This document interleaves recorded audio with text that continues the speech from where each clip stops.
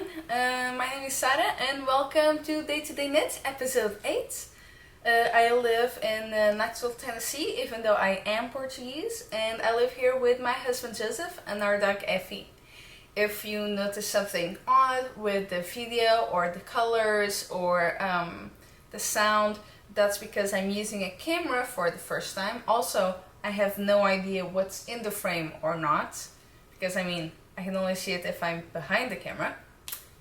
Well, usually I use my phone so I can see all that and I already know what I'm going to sound like and if things are being, focused or if it's trying to focus on my face. So we'll see how this goes. We'll call it an experiment. I am wearing the Cozy Classic Raglan by Jessie Made Designs, and you might see something odd about it. And that is that when I washed it, this yarn that is the Mallard color and from Elsebeth Lavold, which is it's the brand. The base is silky wool. I think it's like 50% silk, 50% wool. Well, it sort of bled onto the white. And this is how you learn a very important lesson, which is if you're doing a color work with high contrast colors, it is a good idea to do a swatch with the colors you're using, like red and white, and put it in water and see if the red bleeds onto the white and your white becomes pink. It did not occur to me that this would happen with blue, but it did, so my plan is now to put it in water again and see if either all the white becomes a more, bluish tone, or yeah, that is my plan. Because, I have some spots where it is extremely noticeable, like here in my shoulder. And it's not necessarily because it bled onto the water. I did not see the water change color, but I think just because the white was touching the turquoise, blue, teal, whatever you want to call it. And I think that's how the white got the color. Not necessarily that it went all over the water, otherwise I think that the white would have overwhelmingly become bluish. That makes sense how I'm explaining it. Anyway, I shall wear this today for this video as a reminder to everyone, including myself, that it is a good idea to swatch in different colors that are very contrasting. Moving on. Oh, obviously, this color is white. This color is called white. The teal is called Mallard. 101 Mallard. Or Mallard, no, Mallard. I think that's how you say it. Anyway, moving on. Finished objects. These are embossed leaves, the embossed leaves pattern, which is a pattern that comes in only one size. And that size has 64 stitches all around, so you have to change the needle size and I guess swatch and see what works for you in terms of what needle to pick.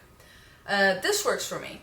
It is double zeros. I did not make it for me, however I made it for someone that has a slimmer, more elegant foot and leg, and it is a little bit big on them.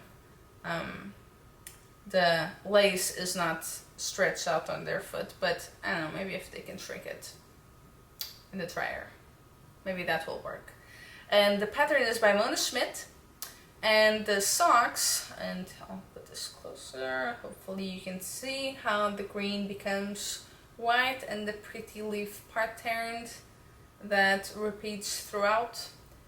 Lang yarns, Super Sock, or Super Soxx, I think it's written with an X, Cotton Stretch 4-ply. That's the name of this yarn. I've used this yarn for not in this color, in the color, coral color. I can't remember what this color is, but you know, it's green. I don't think they have many greens at all. And I bought this yarn on my local yarn shop, or LYS, which is Loopville. It's really nice yarn, good for the summer. I really like it. I have both of them. I just need to now put all of that away, but this is why you need to block lace. Because if you don't block lace, you just get something that does not look very pretty. However, when you block it, you get this. It's good looking. So that's one, well, the only one finished FO.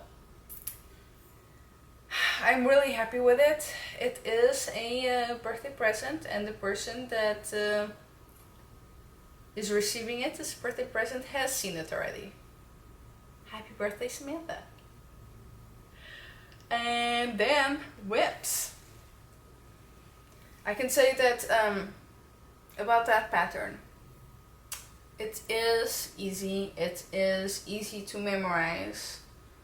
The heel and the toes are not a plain heel and toe. They have a little design that I could show you. Let's see. A heel looks like a normal heel, right?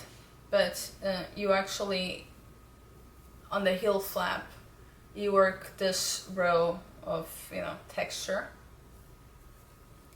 And then on the toes, that's how you finish the socks. See, you have the socks. No, well, obviously finish the socks, but I meant you finish the leaves. This is a leaf pattern. Keeps going up, right? Then you get there, you close your leaf with some texture work, and you close that there, making it a triangle. And this repeats all around the toes. So you don't need to do a Kitchener stitch, you just, you know, end it in like a few stitches, wrap your yarn around it. No, not wrap, I mean, I guess you, with a needle, you put the needle throughout the last stitches that you have, and then you pull it and boom, you're done, just like that. And then I have not done any more progress on this, but, well, actually, I'm going to do this by order. I have an order written down, and that's how I'm going to do it.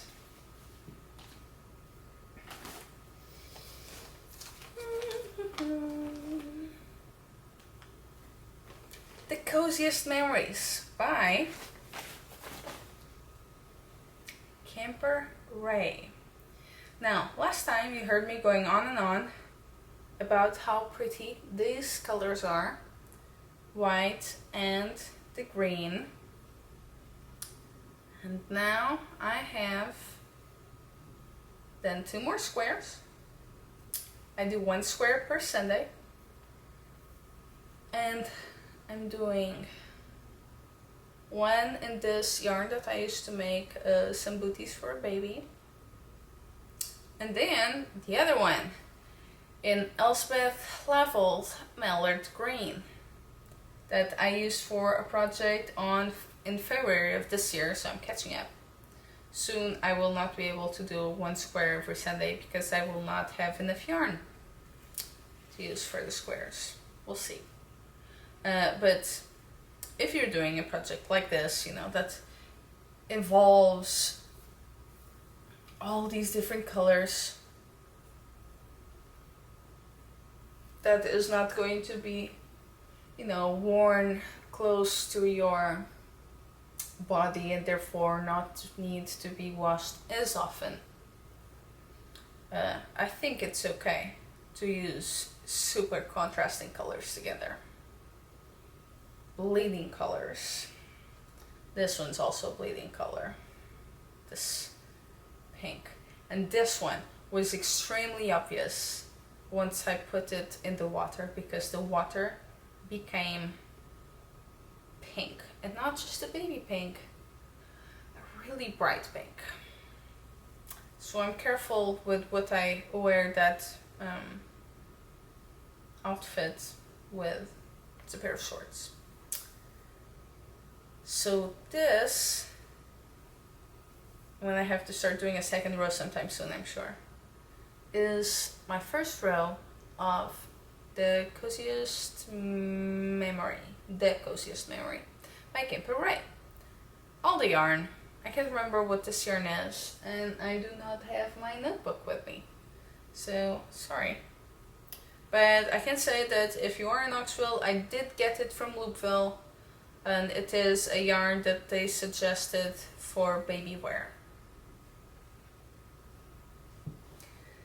And now, yes, we go back to the rustic socks. And this is by Inga from Knitting Traditions. I have not done any progress on my second sock, but I can tell you a little bit about the pattern.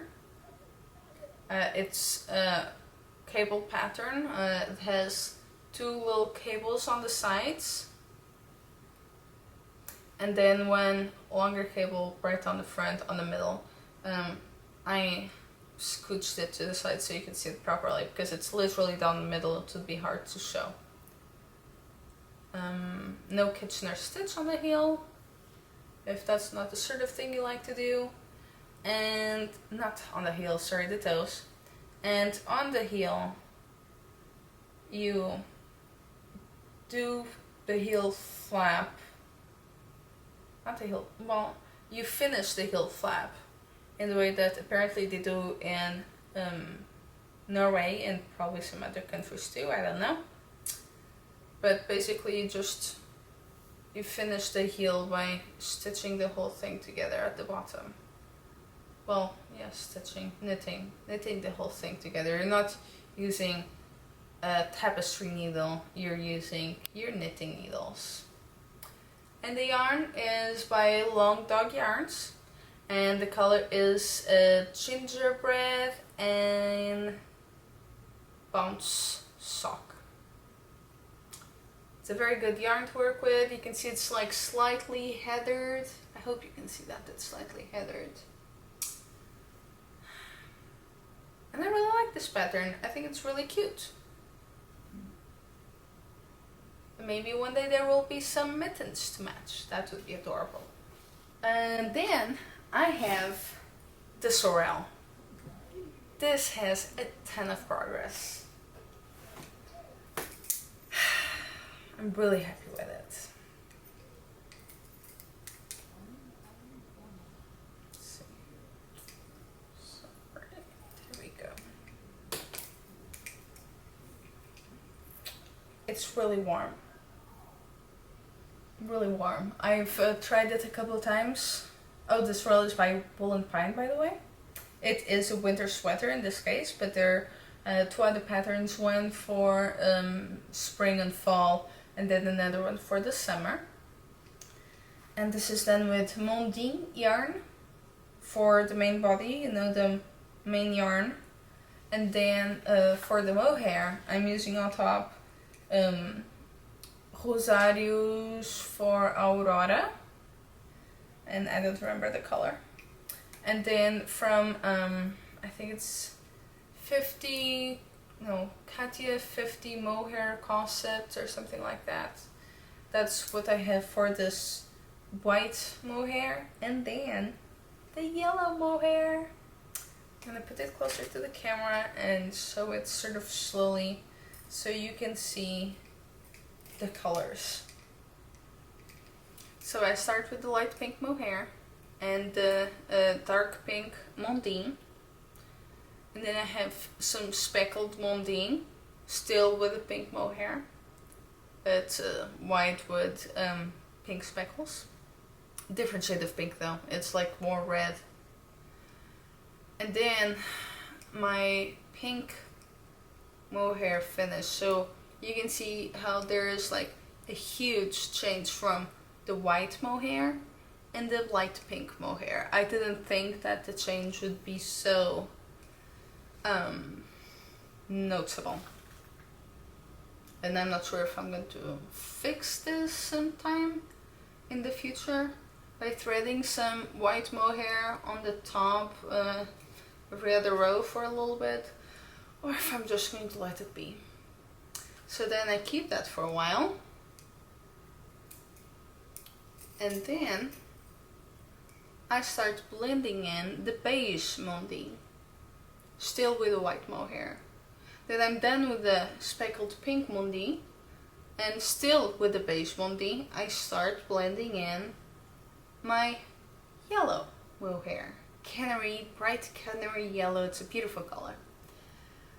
And after this, because I think I am right at the end, I just need to do one more row with the white Mondim. I start blending in my mustard, the white 50 mohair concept, something like that. And I will start blending in with the canary mohair. I will have the mustard Mondim. Yes.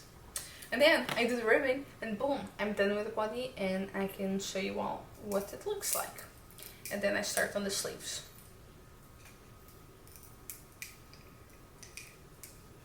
Just starting to show that again.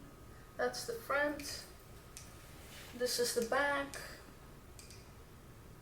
It's very pretty. It's an easy pattern. Something happened. I can't remember what happened, but I had some problems with the design that I talked on another episode. But you know, we just move on and we make it work. There's a Portuguese verb that I don't know the translation for, other than making it work, which is desenrascar, and that's what I did. I desenrasquei-me. In case you're curious, this is the mustard and the beige of Mondim.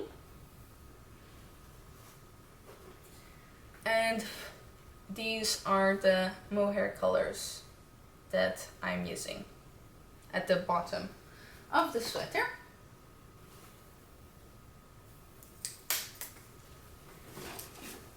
And assuming that you watched the last video, you know that I am now designing my own project, which is very exciting.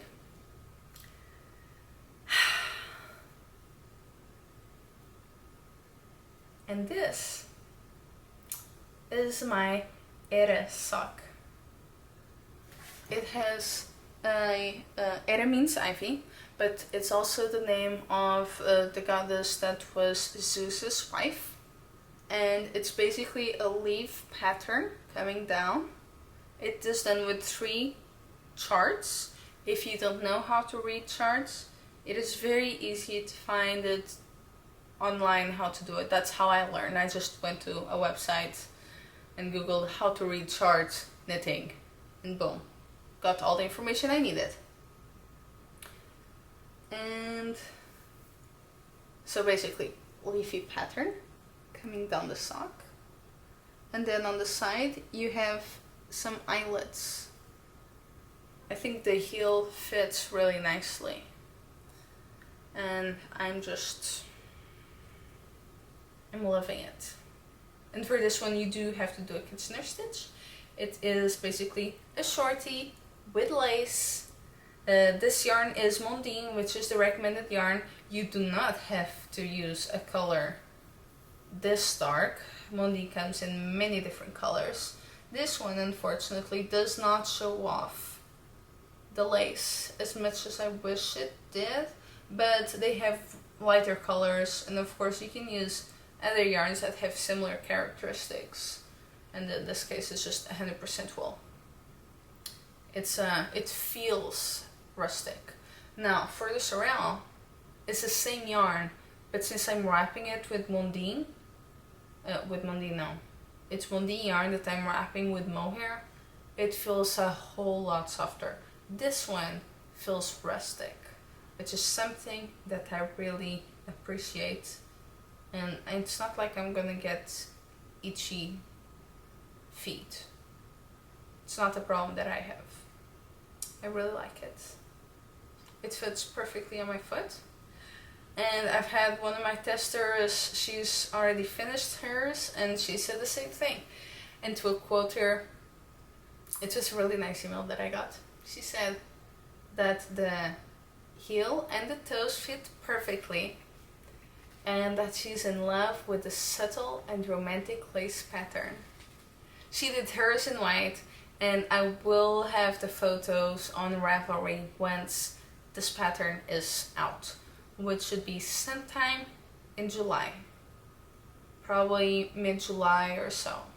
I'm gonna give some of my testers a little bit more time to finish theirs. Not that this takes a lot of time. Really, this one sock took me, I think, 4 days. So in a week and a half, I could have a pair.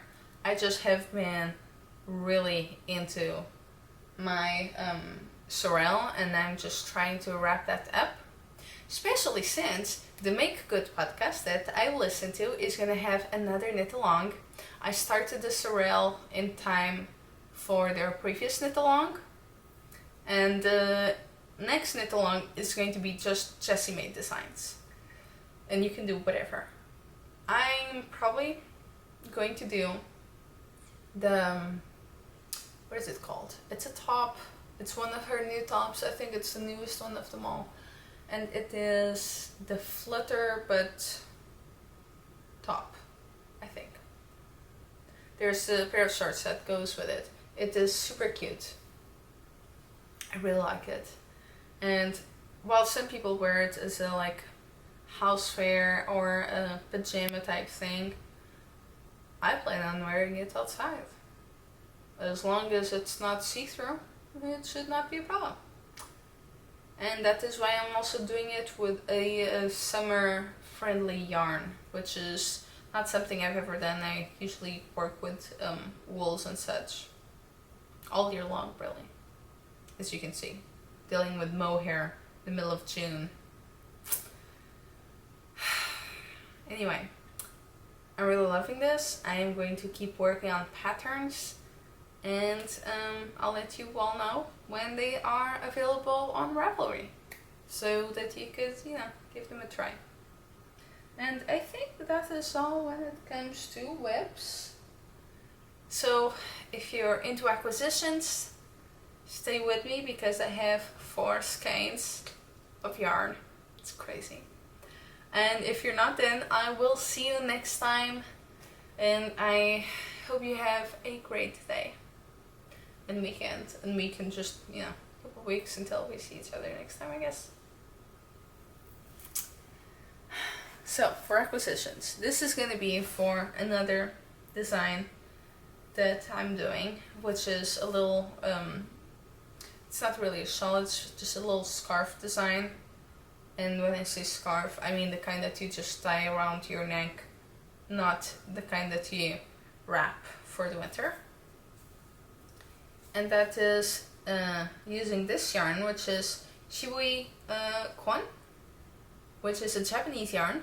The color is white, which I think you can tell. And it's 70% linen, 30% mulberry silk. This is a fingering yarn. And this is another yarn that I bought at Maed.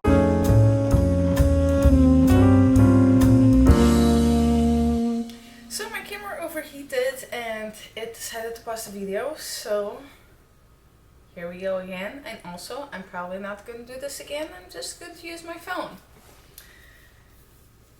So, as I was saying, the Madeline Tosh van came to town, as I guess they do yearly, more or less. And they went to the store to Loopville, and they had a trunk show. And I got some prairie yarn, which is 100% merino wool and lace weight. I got this really pretty blue, which I'm going to use for a top next year probably. And then I got this one that is called One of a Kind, which is a very light color, like the the base is some white, which then has some green, light green and light blue undertones. Not undertones, tones. It's very pretty, and for this I might do a very elaborate lacy shawl, like the kind that I've never done before. I'm really excited. I think it will be very elegant and something that I can take to like a special event, like a wedding or something like that. And this blue, in case you have not noticed, has some black in it, and you can see it has just basically different shades of this like petroleum blue. This color is called Deep, as you can tell by the tag there. Lace weight, Prairie is the base, and 100% merino wool, not superwash. Because superwash is bad for the planet. So I'm trying to cut on my intake of superwash. And then my mother-in-law, Sherry, got me, she went to Black Mountain, to their yarn shop over there. And she got me some Julia Salin Fino. And this color is called Room, which is translates to, I don't know, some sort of fog type word. And it's also a heathered yarn, which are my favorite kind. I like heathered and I like tweed the most. And then solids and speckles, they're okay, but solids, I feel like they need to have a piece that has some work or texture, and speckles work better in something that's more plain, while heathered look good with either one. And it makes it more fun, because you get to see just the different tones as you knit, so I think it makes it less boring. In case you cannot tell, this is like a mauve type color. It has some lilacs and some grays. It's a really pretty color. It's not something that I would have picked up myself, because I usually don't go to these colors, but I think this would make such a pretty shawl. And Fino, in case you don't know, let's see, I can read you the tag. Oh, it's that made in Canada.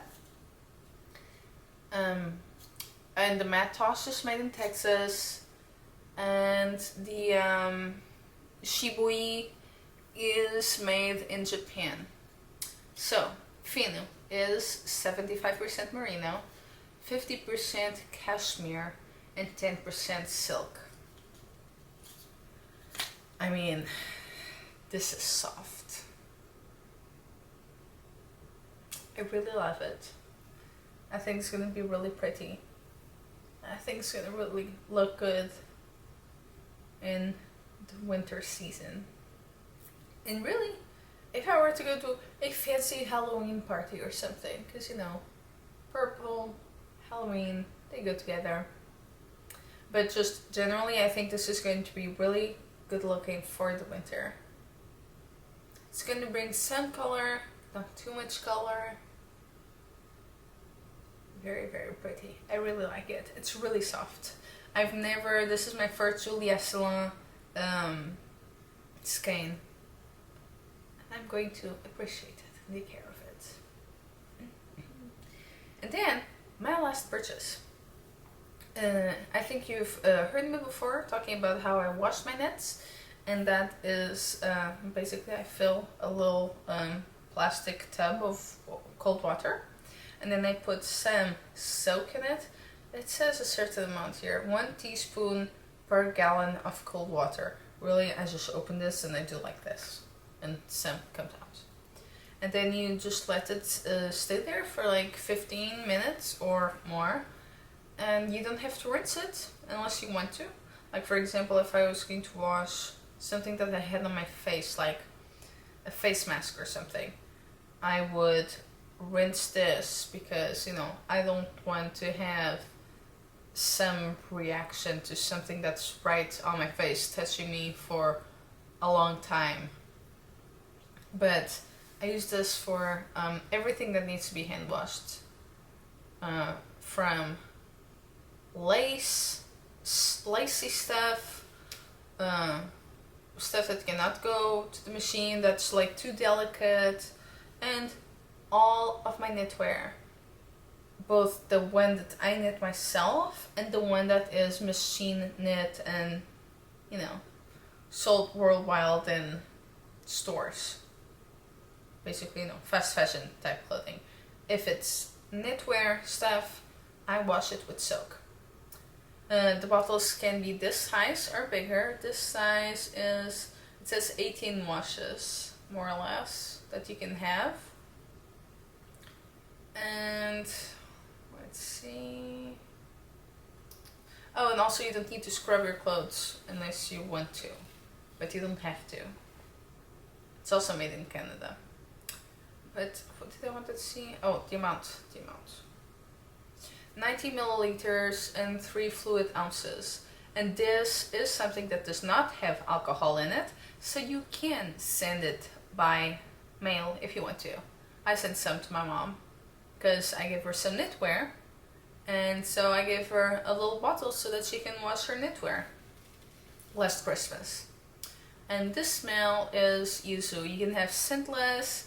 There is yuzu, and yuzu is citric type fruit. And then there's a few others. There's one called Celebration, and one that's like, I don't know, spicy pineapple or something. And then there's fig. And then there's one more that I cannot remember.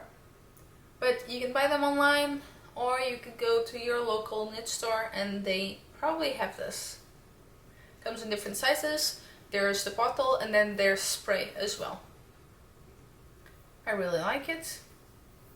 Use it, you know, weekly whenever I do the washing.